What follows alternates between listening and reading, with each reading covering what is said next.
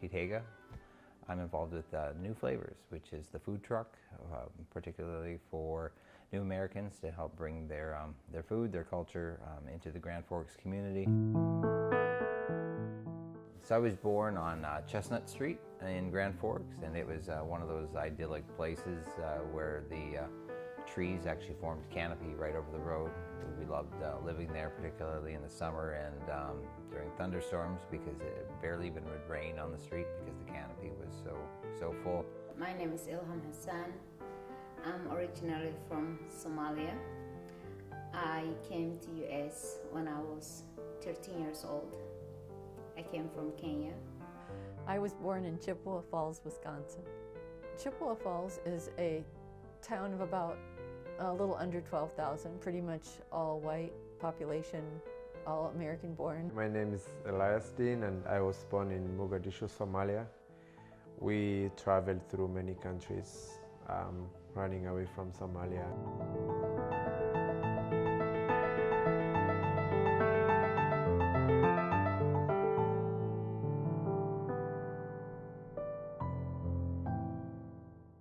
My name is Ranju Dungana. I was born in Nepal in a refugee camp called Beldangi 2. The houses were made out of bamboo with bamboo and plastic roof, and the flooring was mud. I'm not an American citizen yet. I'm a permanent resident. I have a green card until 2025. It just actually got extended 2 years ago because I lost one. Interesting journey. Yes, I met you. You were a big part of it. Most of my childhood I spent it at the refugee camp in Nepal. That was 15 years. That's a long time to live as a refugee.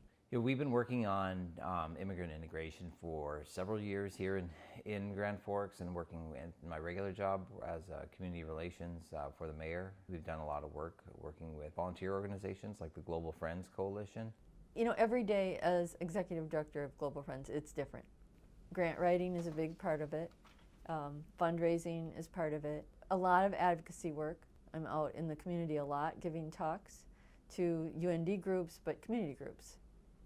People that want to know why refugees are here and what they're doing, what they're bringing to the community. You know, I say it's a two-pronged approach, serving new Americans, serving the greater Grand Forks community as a whole to help integrate new Americans into the community. One part of it was just an affinity for food trucks. And then number two, we were having conversations about how best to engage the community in getting to know our new neighbors, our new Bhutanese and Somali refugees and immigrants, trying to figure out how to figure out different ways of getting people to collide, getting those social collisions. Pete wrote the New Flavors grant and reached out to me to see if I wouldn't write a letter of support on behalf of Global Friends. And I mean, it's all good because it's about introducing new flavors, diversity into the community, and what better way to do that is through food.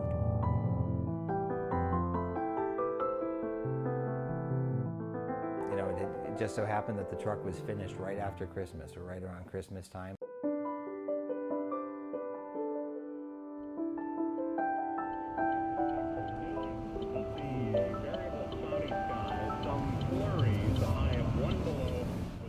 Yeah, the whole process of setting it up, you know, takes a little bit longer than you think. I think everything takes longer than you think. And setting up the truck, and then picking up a truck, and never have seen the truck other than some pictures.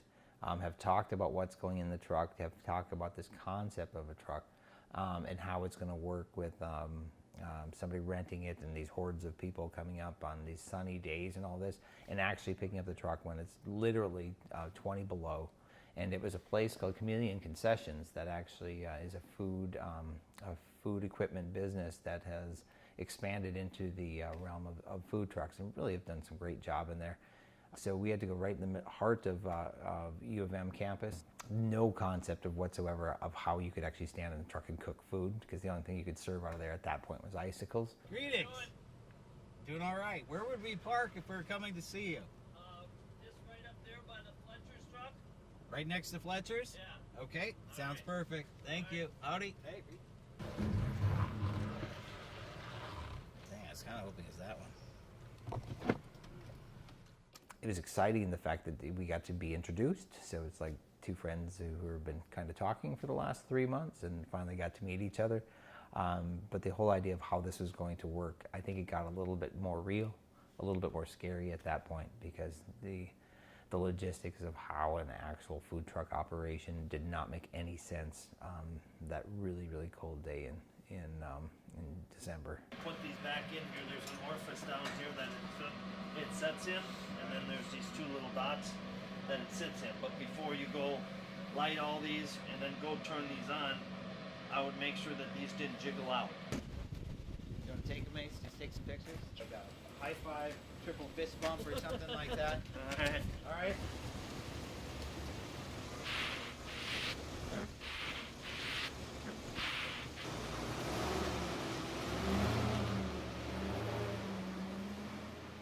Getting there and trying to get out right during rush hour in a big old food truck with, they say it has heat, but I still don't believe it.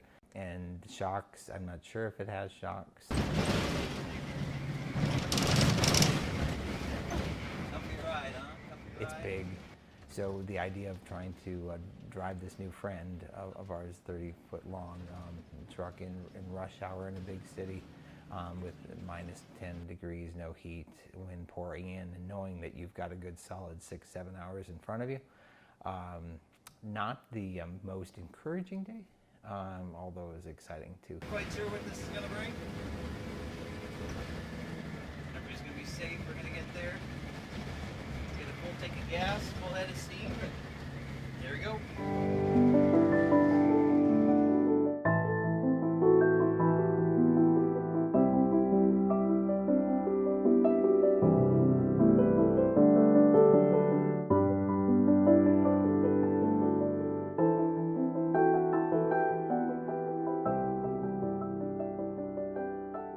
Supposedly, we've got an inspector coming today to take a look at it, although the water obviously isn't going to work. So I'm leaving it running because it's darn cold. It's a little cold. Yeah, it got cold. So yeah. So what would you like? You want to climb on inside? Yeah, somebody does want to use it. Really, all they want to be using is the warmer at this point, so they want to be using the oven. Yep. But that's going to require the full. Yeah, I don't get ready to do that. You want to just do a quick rundown from what you see right here, and then we'll do a firing up when we're ready to actually. Yeah. When you're actually getting to above 20 degrees. Yeah. Wow, they thought of everything. They were good. I think we stick with the yellow. I think people are. Well, we're going to need graphics of some sort of. Yes, I'm sorry. Yes. But yeah, we don't have to do a full wrap, no. I started cooking when I was young at home, and it's something I always loved to do, being in the hotel industry and the food industry in general. And it's something I studied, and I hope it's something I will excel and be better at it in the future. Even though the diversity is a part of who we are, and then we become the community who we are right now, every time there's a new person, an outsider or whatever, then there's some sort of tension. When I came to Grand Forks, North Dakota, I found it a little bit hard to work in factories. There's a lot of tension in factories. The workers, they will kind of make it difficult for you to work there, or just look for really small mistakes that will just make you get fired, or they will report you for something. Through that, I always wanted to do something on my own so that I don't have to depend on anybody. And I was really lucky to find where I am right now, and it just came together really nice. When I was a child, when I was coming here, I thought it was, okay, this is really dumb to say, but I thought it would be like, oh, this place is going to be like full of gold, like a fairy tale story that everyone talks about. That's what I thought, but I'm not disappointed. So coming here is one of the, let's just say one of the greatest experiences in my life. Yeah.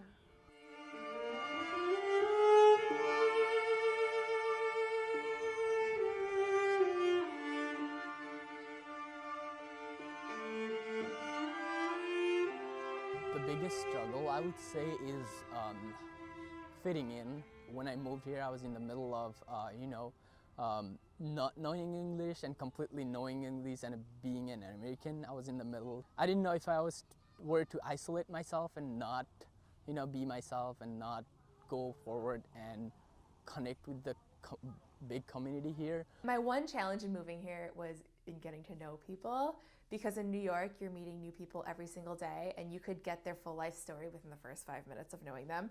Whereas here it was a little bit of a slower process. People who come here from distant places, from different cultures, often complain about passive aggressiveness. I think that it's more likely a case of just not recognizing difference. We Norwegian Americans are not always a very expressive people. There's the old joke about the Norwegian man who loved his wife so much, he almost told her.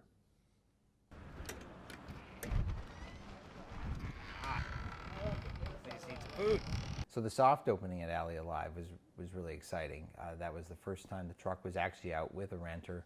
The first time something was being cooked on it other than a couple of hamburgers in my driveway just to see if it worked. Kickoff of the New Flavors food truck with our great partners, Steers. Alley Alive itself is a activation of a public space, so that was kind of a fun event itself, and it brought in a lot of people, particularly younger people, college students. So it was a great setting, a great frame for the soft opening. Alley Alive is a celebration of artists, musicians, amazing culinary talent, and entrepreneurs in downtown Grand Forks. Activating alley space, right? Activating all of the space. Activating alley space. This is our 3-year inaugural event. First one, yeah, I remember the first one. We did the Alley of Love. For us, this is a great soft opening for New Flavors.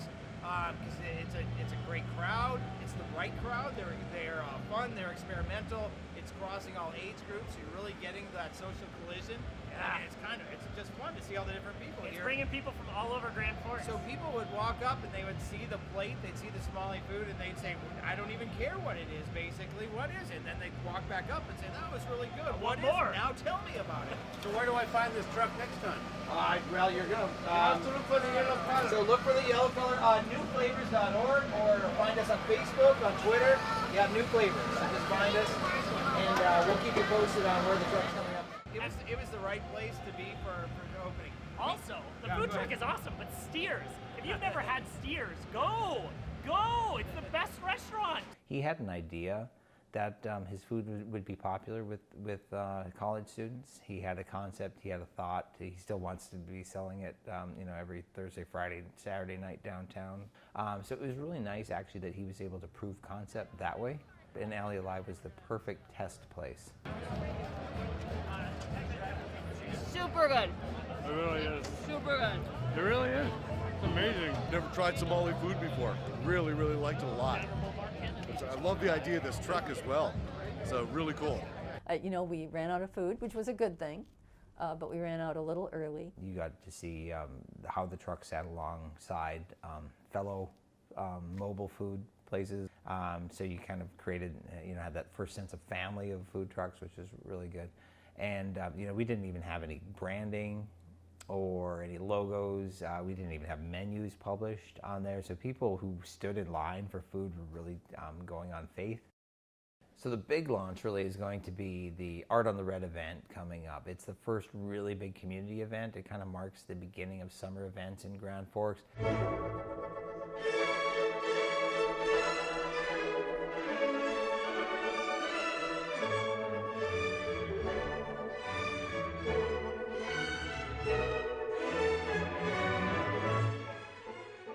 This is when we had it in our heads about driving a food truck literally into the middle of Americana. This is the picture that we had imagined. We will have Somali food and Somali entrepreneurs, former refugees who are now getting into the food economy, literally in the middle of thousands and thousands of people as a part of a traditional, what you'd call Norman Rockwell type of art extravaganza. An introduction to food that is from the other side of the world is now here. It's the great melting pot of America, all on a plate. That's what I'm talking about. Look at that, lovely job. One of the only areas where I'm kind of interested in, what do you do what about, what's your, you know, what do you bring from your culture or your country, blah, blah, blah. I'm like, food. That's when it starts getting interesting to me, because food is artistry, it's heritage, it's everything, it's resources, it's availability. And then what's really interesting is when people take stuff from where they grew up or what they've been taught and then use different ingredients with that. And then that mess is what I'm interested in, I guess. I'm half Chinese and my mother is Jewish, of Eastern European descent. So a lot of my recipes and a lot of my work is inspired by my Chinese and Jewish ancestry. Flavors are only really new for a finite amount of time. The first time I had za'atar, this wild thyme spice mix, you know, it was new for like the first few weeks that I loved it, and then suddenly I was putting it into everything, and now it's just part of my everyday spice cabinet. I use it every single day. Right here, this is exactly what we had in our head when we started this thing. It's right in the middle of Art on the Red, a huge community celebration, a celebration of art. We've got people coming from all over the region, and the truck is here. The tea is great, man. Super unique. Oh, it has a really good flavor. New friend is the best. It's called New Flavors, Jeremy.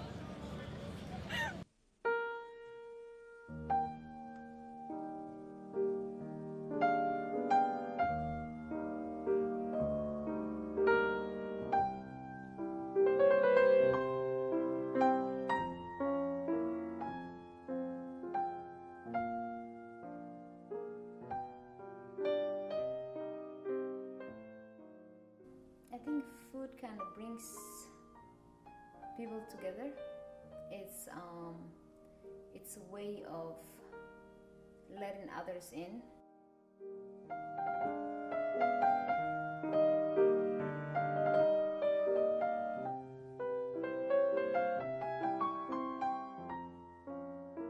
So every year we offer World Refugee Day. We usually do it downtown at the farmers market. It's their opening season for the farmers market. And you know, the great thing about that particular venue is it brings all kinds of people down there, people that you maybe wouldn't seek out some diversity. And we put on a program. We have singers, dancers. The Grand Forks Public Schools Summer Performing Arts program helps us with that, providing us with little skits, dancing, singing.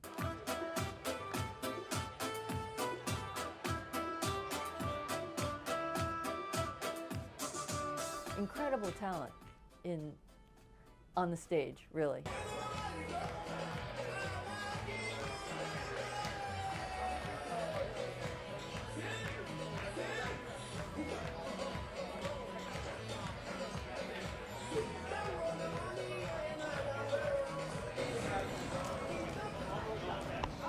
He's bringing food. I'm bringing food. So my name's Pete. I don't know if we've met. Hi. No. This is my daughter Emma. Hi, Emma. We manage the New Flavors truck, the big little yellow truck over there. Got it. It's a rental. It's a rental truck. We rent it out for people to bring new flavors into the community. And, That's a great idea. and we got here the Lions, which are stalwart in the community. A better thing than just staying, you know, in your community, whichever community you're in, is to have a safe point, a common safe point, so you actually can feel safe together. So the truck, in one respect, serves as a safe anchor for Somali community or Bhutanese community, because they know the people in it, and they know the food, and that's comfort with them. In the other respect, from the existing community, it's a food truck. 200 years ago, the country was being built by the labor of hard-working immigrants, Germans and Irish. A lot of the older traditional folks here, they've not thought so much about their immigrant past, and so consequently they don't see the parallels. These folks have the same dreams and values and ideals and goals and hopes that their grandparents or great-grandparents or great-great-grandparents had. Personally, I have like experienced somewhat little bit of like racism and discrimination, but maybe when I first came here, but who cares? I didn't understand English. I had one man that came up to me and said, "Can I just ask you where all these people are from?" And I said, "Yeah, they're all Grand Forks Public Schools students or UND students." We had Afrofusion down there this year, and they performed on the stage. And he was like, "Wow, that's great." And so I was both ecstatic with that answer and relieved because you never know how someone's going to approach that.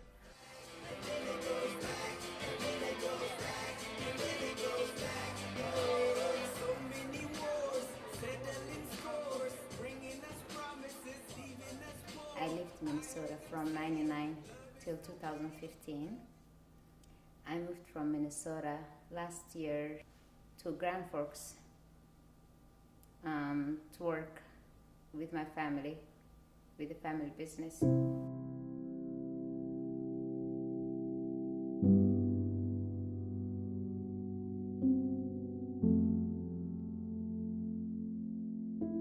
Yeah, so Juba Cafe, the incident at Juba Cafe definitely was a pivotal event.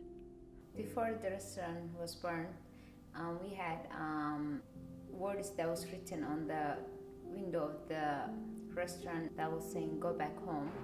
It was a hate crime that rocked Grand Forks. A Somali Molotov cocktail was thrown through that window, destroying Juba Coffee House, a Somali-owned and operated restaurant. It's just someone's ignorance. That's what I would describe it. That day when the store burned, we were all shocked. I think we were shocked for 6 months. I didn't believe it was burned down, so it was, I don't say it anymore. So That was when I first got to know Ilham in particular, and talk about positive. Amongst all of that negativity, she was the most positive person.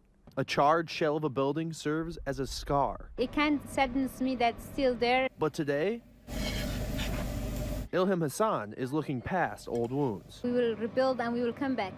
And we are coming back. We did have a gathering pretty immediately on their behalf, and a lot of people came out for it, and it was outside, it was cold.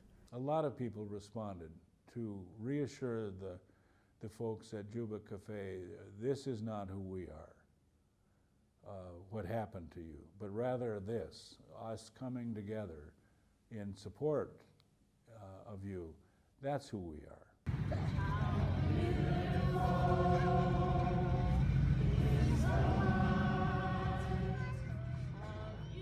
You know, in general, it's dying. Like racism is dying, you know. It doesn't take a day, but you know, there's a progress, and it's something I can say, you know, there's a huge improvement. Really put Grand Forks into a national perspective and a self-perspective, a self-reflection. We have to come to terms with how people of other cultures and races feel. With the current political discussion, one of the things that I enjoy and particularly laugh about is this idea that somehow immigration is static. I do detest the idea that we are making a big fuss about some of the most vulnerable people in our society. To keep it up like somehow it's a major problem, I can't accept that. I tend to be more towards, on side of having more immigration and opening up door so that people like me who are still struggling in refugee camps have a chance to come here and build a life that I am building right now.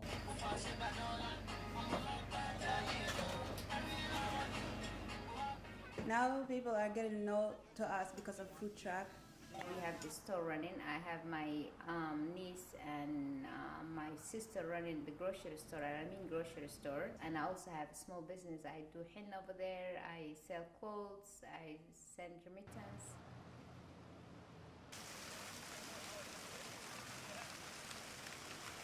How is everybody surfing? How's your surfing? They said we could move to the just to the other side of the tent, so we're a little bit closer and right in the middle. Are you up for it? Yeah. You think we should try it? Are you ready? We're gonna go backwards first a little bit, okay? Okay, this is what we call mobile food. This is what a mobile food truck looks like. It looks scary. People looking over there. Surfing Somalis, how we doing? Good. The more we kind of distance ourselves from the people of Grand Forks, the more also they will not figure us out, or the more they will dislike us. But if we get out of the bubble and talk to them and, you know, like get to know them and, you know, hey, we do A, B, C, D because of this and this, and we do this because of that and that, you know, people will understand each other. My name is Dinesh Mishra. Originally, I'm from Nepal. That's a beautiful mountain country just in between China and India. And I came in here like 5 years ago as a student, and later on I joined the US Army. So I got like a passion in food industry. I've been working in food industry for a long time. I helped my uncle to set up the restaurant while I was in Kentucky. So I always wanted to do my own stuff. So I mean, so I get back from my deployment with my one of my family friend. He's a chef as well. He is in New York for the last 10 years, cooking Indian, Nepali, and Tibetan food. So we just come together with a restaurant called the Himalayan Yak.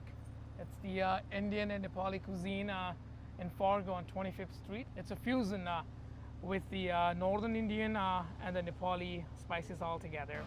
So we're like Nepalis is a mixed match of the Indian and a little bit of Tibetan culture. So this is where we got from Tibetan side, the chow mein. And this is my favorite stuff. Back at home, it's what I used to eat every day as my midday snack. So. The blending of cultures is a really good thing. I mean, right now, in 2017, how long have people had the internet or travel? Like since air travel became more popular, since the internet became more popular, it's only like in the past, I don't know, half a century that people were able to get all these different flavors from just anywhere. And suddenly we are able to use a spice from Tel Aviv in a dish that is uniquely upper Midwest, like a hot dish. For the first time in forever, we're able to blend all these different ingredients and create really delicious new things. Like, why not? If it tastes good, eat it. This is my first time actually trying this, and then it's good that they have a vegetarian options. For us, we're Muslim, we only eat halal meat, so if they don't serve halal meat, it's good that they have a vegetarian. Like what I'm having right now, I'm having a vegetable biryani and the vegetable samosa. And the first bite and everything is really good, yeah. That's good.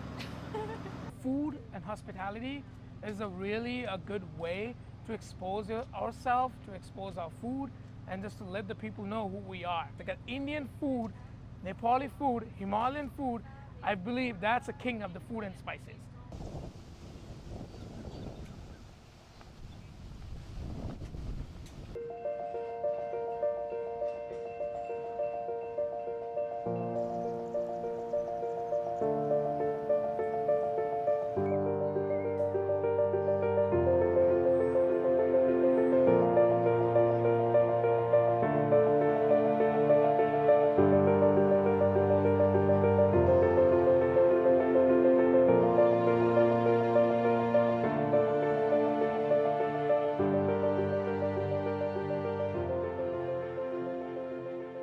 Independence Day means a blending of cultures here in America. It means that America fought for the right for everybody to be free and us to be able to really celebrate that freedom. What do I love about my country?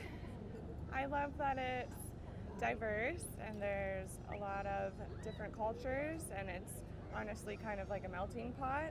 Food is definitely a gateway to understanding other cultures. I feel like it's like the most vital thing about every culture. I spent a month in Germany, and I'm going to tell a story now, is that okay? I spent a month in Germany in high school for a part of the summer school program, and that was eating currywurst and doner, which is a blend of Middle Eastern and German culture coming together. There are a lot of different cultures in Grand Forks, and not everyone knows about their cultures, or there could be some hesitancy about the new cultures in Grand Forks.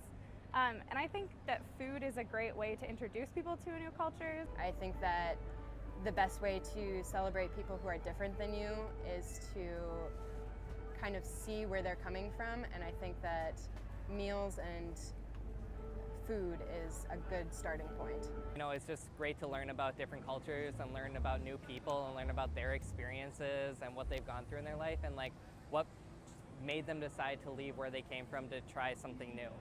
Food as a window into another culture is what gets people to learn about other cultures and to understand other people, understand their neighbors, become friends with their neighbors. Then that's a really important, special thing. Food, I can say, food is life. Anyone who speaks ill of immigrants is villainizing their neighbors and their own families. But while all refugees are immigrants, not all immigrants are refugees. Refugees are special immigrants. Refugees are people who have been forced. Let me repeat that. These are people who have been forced to flee from their homes due to persecution, war, violence, and famine. No one wants to be a refugee, and I can only imagine that few ever dreamed of moving from their homes on the other side of the globe to Grand Forks, North Dakota.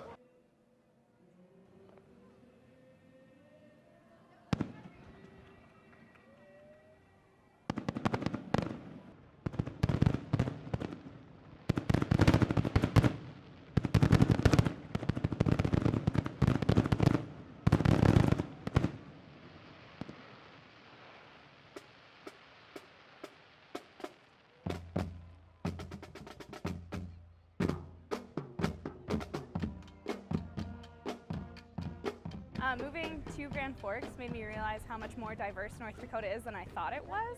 But I think that North Dakota always has room for growth and that we can learn more about our other neighbors. We also have to do a better job somehow of reaching out to the larger community and emphasizing the benefits of having these folks here.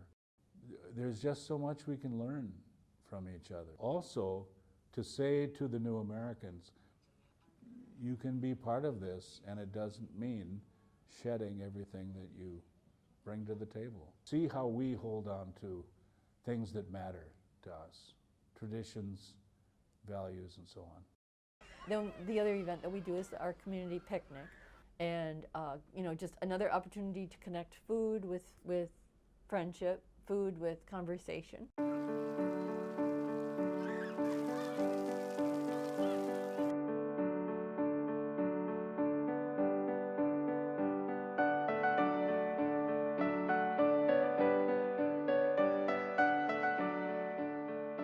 And the idea is to encourage more members of the community, traditional members of the community, and see the new Americans as people, as mothers and fathers, grandfathers and grandmothers, children.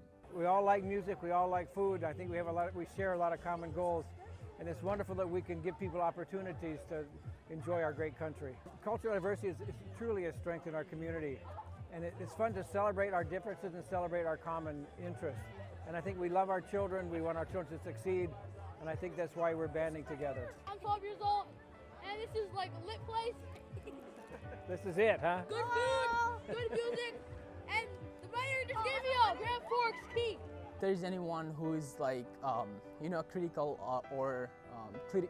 of refugees and don't much understand who the refugees are, they're certainly welcome. They can come to our community, they can come to picnic like this and talk to us, come and say hi and share like little moment to understand us as persons, as people with stories. If you're resisting against refugees, please feel free to talk to me, actually.